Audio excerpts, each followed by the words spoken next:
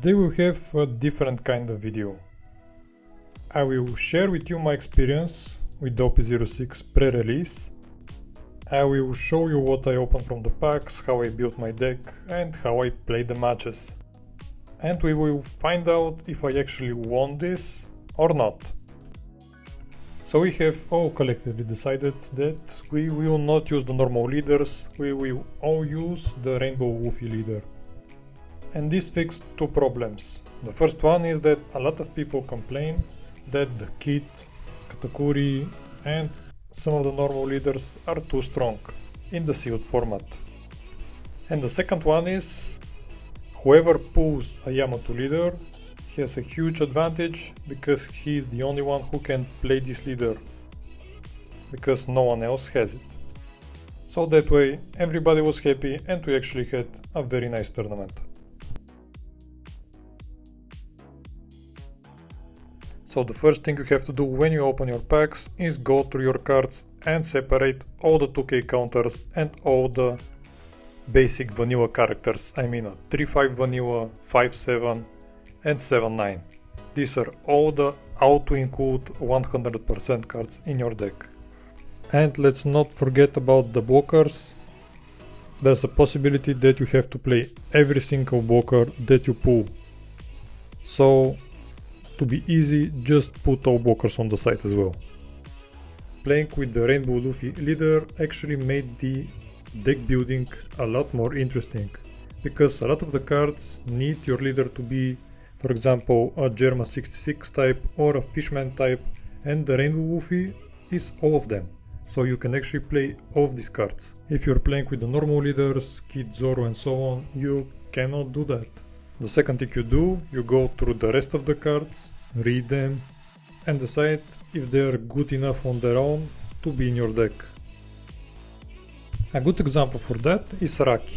She has a great effect, a blocker, but only if you have another Shandian warrior on the field. And that makes me think, should I play her in my deck? Well, it depends on your pulls. How many Shandian warriors have you pulled? How many of them are you actually going to play? Because only a few of them are actually good in the sealed format.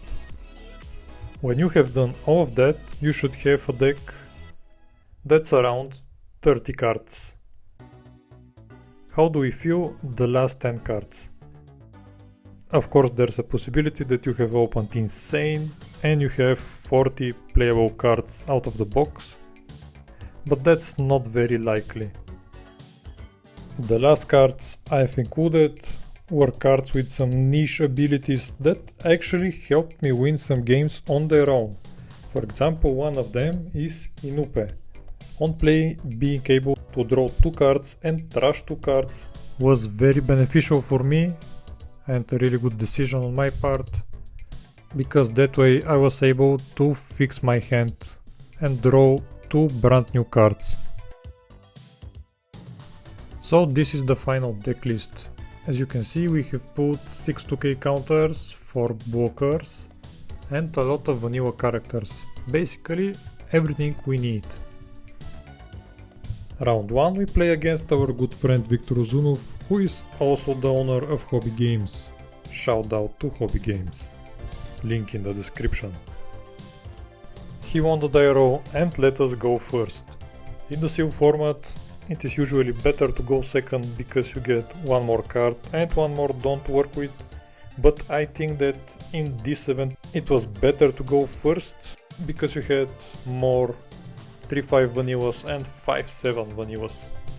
So it was the battle of big monsters. I play a 5-7 character, he plays a 6-8 character, and now I play the new blue card, which lets me draw the top card of my deck, and if it's a 2 cost or lower I can actually play it, and luckily for me it was a 2 cost.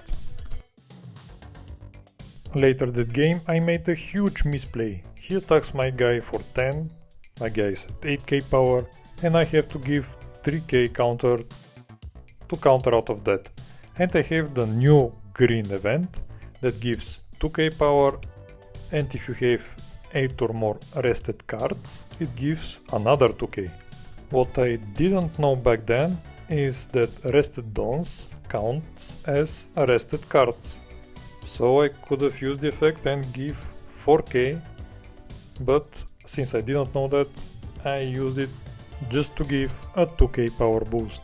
This was a mistake that could actually cost me the game. At the end of the game, I was in a really good spot. He had only 5 cards in hand and I had one big character on the board. I just needed to make 2 attacks to win the game. So I decided to make one attack for 11 and one for 12, which was exactly enough to win me the game. During the rounds you can actually edit your deck. So during the first game I realized that I had a really strong blocker that I was not playing. So I had to swap the Boo event for the blocker. And we go to round 2. Don't worry, my opponent is playing the same leader as me, but he didn't have it with him at the time, so he was using a proxy. I was going second this game and I start by playing the 2-cost blocker. After that he attacks me for 7, which I take, and my plan is to play the 4-6 vanilla next turn. Later that game I had developed a pretty serious board, so I was definitely sure that I will win, until he plays this. 4-7 on bottom deck, 2 characters. I had no idea that this card existed, so I wasn't prepared for this. After that I was in a really bad spot. I had a lot of cards in my hand with no counters, and I had to make a choice to either go for game or try to survive. And going for game wasn't the right choice, so I had to try and figure out a way to survive. So first I played the Kuzan, drawing 2 and bottom decking 2 cards, which actually fixed my hand a little. After that I made some attacks so I can at least take him down to 1 life.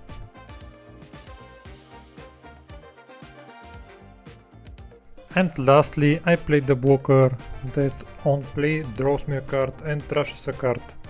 So all of this filtering helped me improve my hand and draw all the counters that I needed to survive the next turn. So next turn he tried to go for game, but I had exactly the counters to survive. Here I decided that I want to change another card, the 1-cost stage card, for a 1k counter. So far we are 2-0. Round 3 we go second again.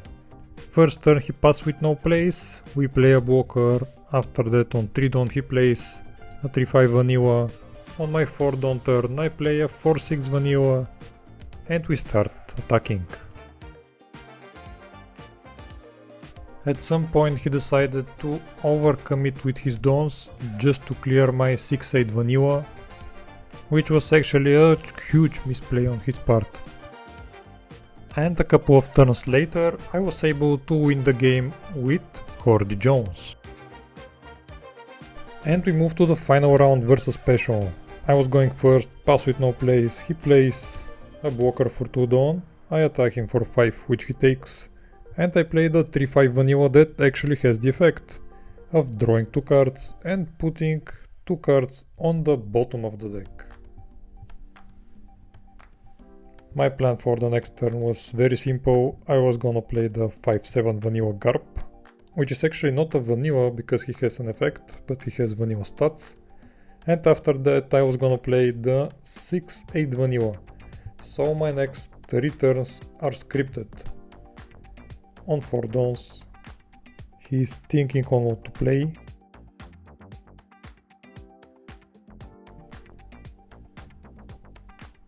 Decides to attack me for 6, I take. I want cards in my hand so I can protect my board. And for the remaining 3 dawns he will probably play a 3-5 vanilla. But which one it is? And he plays just that. I'm on 5 dawns, I attack him for 5, he counters, attack for 5 again, he counters again and play the Garp. play goes back to him. He should be on 6 dons. Does he have the 6-8 vanilla, or he chooses a different route? First attack me for 5. I take, and it's a trigger. I can KO his blocker, and I do just that. Attacks me for 5 again. I counter, and place a Brook, which KOs my Kuzan. This was a good play for him. I am on 7 dons. I try and kill his character, he lets it die. Now I can attack him for 6 and play the 6-8 vanilla. He decides to take this and the play goes back to him.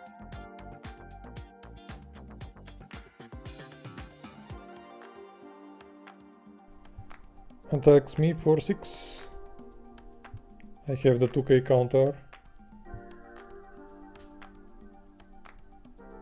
He has exactly 8 dons at the moment. Does he have the blocker, the 8 cost blocker? Attacks me for 8. I can take that. And it's the green radical beam. This is perfect. And plays a 5-6 Sakazuki. I draw for turn and I attack him for 7. But he counters with 2 cards. After that I kill the Brook in battle.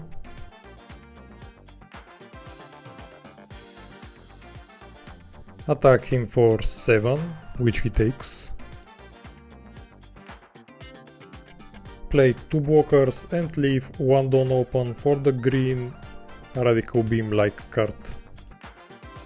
He attacks me for 6. I have the 2k counter, but I've decided to give him the small blocker. After that attacks me with leader for 6. I block and counter. After that he plays a huge blocker and passes with 2 dons open, trying to bluff some event cards. I have to go for game. First I attack for 9 and he surprisingly takes this, because now my Garp can attack with unblockable and I can just put all dons under him and attack for game, which I do, and I win round 4. So we won this Zoro winner card. Overall it was a very good experience and I will definitely play in this kind of tournament again.